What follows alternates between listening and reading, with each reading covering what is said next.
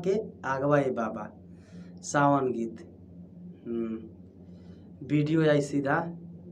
अब डेट ओकर कोनो फिक्स नहीं कब भाई, तब फैंस पूरा तैयार रहलो दहाड़ मारे खातिर। दहाड़ नगवा के आगवा टीजर टी सीरीज से। तो अभी जा लो टी सीरीज सर्च कर लो, भोजपुरी टी सीरीज आ खेसारी भैया गाना नगवा के आगवा का टीजर रिलीज भइल बा। ज़्यादा से ज़्यादा शेयर कमेंट करो लो, एकदम जय शिव शंकर खान दड़ा देगा। जय शिव शंकर एकदम ट्रेनिंग में लिया देगा। हाँ राइटर गाना का लिखले बड़े पवन पांडे। ये गाना का पवन पांडे जी बहुत पुराना राइटर हमारे खेसारी जी के। तो टेंशन नहीं खेला ज़्यादा फाड़ देगा एकदम, पर्दा फाड़ देगा एकदम। कमेंट के मारे या लाइक के मारे आ व्यू के मारे एकदम तबाही मचा देगा बा। हाँ तो टेंशन नहीं खेला एकदम दहाड़ दिल बनी सो। जय जय शिव शंकर में दहाड़ दिल बनी सो, बारिश में पानी छोड़ा दिल बनी सो। टेंशन नहीं खेला के।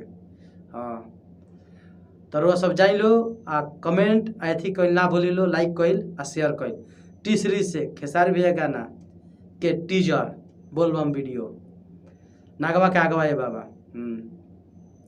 तो जाके कमेंट करी लो आ प्यार आशीर्वाद दिलो। सारे खेसारी फैंस को लव यू। टेंशन नहीं खेले के एकदम गार्दा उड़ा देवे के बा। हाँ केहू के कोनो केहू कुछ बोलो परवाह नहीं के पड़े वाला, त्राही मचा देवे के बा। नगवा के आगवा ए बाबा टी सीरीज कंपनी से खेसारी जी के एल्बम बोलबम सॉन्ग। हाँ तो जाई लो कमेंट कर लो, लाइक करी लो, ज़्यादा ज़्यादा शेयर करी लो, तबाही मचा दी लो।